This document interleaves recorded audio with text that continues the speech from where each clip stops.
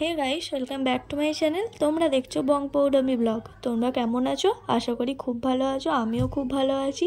এখন বাজে 10:30।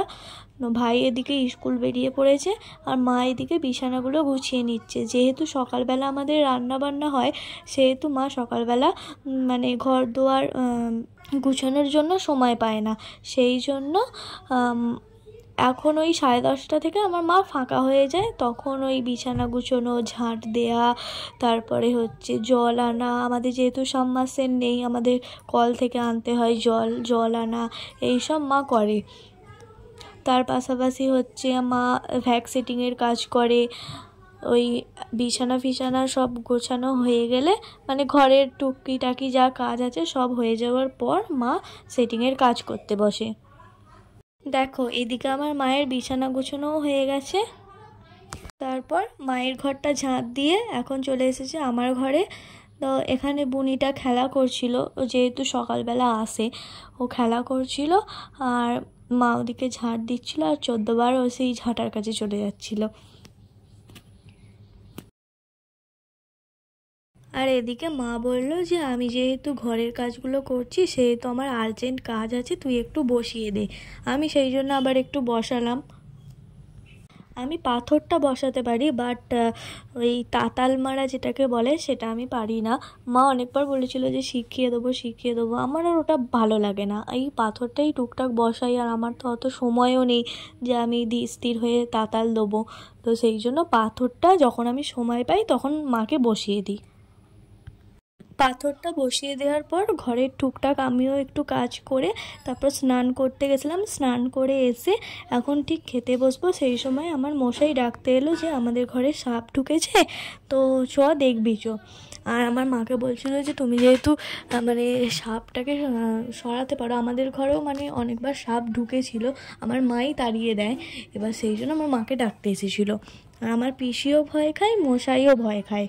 এবার সেই জন্য আমরা আবার গিয়ে দেখলাম যে বিশাল বড় একটা সাপ। তো আমি গেলাম, মা গেল আর বাবাও গেছিলো। আর তারপরে ভাই তো ওদিকে স্কুল থেকে এসে আমাদের কাউকে দেখতে পায়নি, ও নিজে ভাত বেড়ে খেয়ে চলে গেছে। তারপর আমরা আবার এখান থেকে সাপটাকে মানে তাড়িয়ে দিয়ে তারপরে গেলাম। এই দেখো, আমার বাবা এখানে লাঠি দিয়ে সাপটাকে তাড়ানোর চেষ্টা করছিল। আর সিঁড়ির তলায় যেহেতু অনেক জিনিসপত্র ছিল, সেহেতু পিসি ওখানে গিয়ে সব সরাচ্ছিল। এই দেখো, সাপটা বেরিয়ে বালতির কাছে চলে এসেছে। দেখতে পাচ্ছ, অন্ধকার বলে অতটা কিছু দেখা যাচ্ছে না। ওই দেখো, দিয়ে সাপটা বাইরে বেরোলো না, খাটের তলায় ঢুকে গেছে। এবার সেই খাটের তলা থেকে আবার যা হোক করে বার করলাম। এখানে আমি আর মা তো খাটের ওপর দাঁড়িয়ে গেছিলাম, উঠে পড়েছিলাম, এমন ভয় লাগছিল। আর ওই দেখো আবার গেটের কাছে চলে গেছে। কতখানি দেখতে পাচ্ছ তো, দেখো।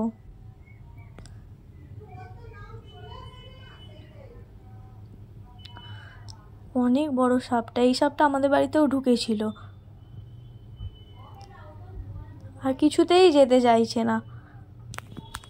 তারপর যা হোক করে আবার বার করলাম। এই দেখো, বাইরে বেরিয়ে তুলসী মন্দিরটার কাছে ঘোরাফেরা করছিল। তারপরে আবার বাঁশবাগানের দিকে চলে গেল। পিসি তাড়া দিল লাঠি করে। তারপর ওখান থেকে এসে আমরা এখন খেতে বসে পড়েছি। এখানে ছিল টকের ডাল, তারপরে ছিল মাছ ভাজা, আর এটা হচ্ছে পেঁয়াজ পোস্ত, যেটা আমার ফেভারিট খাবার। আর এটা হচ্ছে ঝিঙে আলু পোস্ত। তো চলো ভাত খেয়ে তারপর তোমাদের সাথে কথা হচ্ছে। দেখো, এদিকে ভাত খাওয়ার পর তো রেস্ট নিচ্ছিলাম। বিকেলবেলা এখন খেলতে চলে এসেছি বুনিটাকে নিয়ে আমাদের দুর্গা দালানে। তো সেখানে খেলা করছিলাম। কি এটা?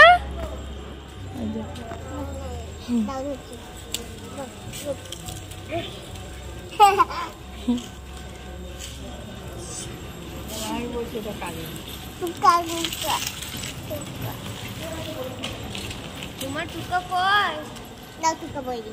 আচ্ছা, টুকা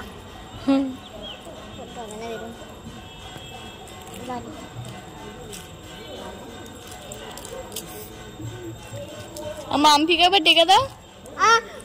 দিচ্ছে না, এই দে দে দিয়ে দে। মাম্পিকে একবার ডেকে দাও।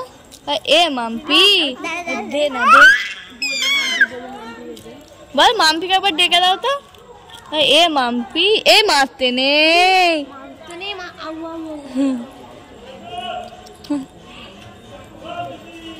টুকা মাম্পিকে ডেকে দাও। এ এ মুখে দিতে নেই। এ মাম্পি, মুখে দিতে নেই।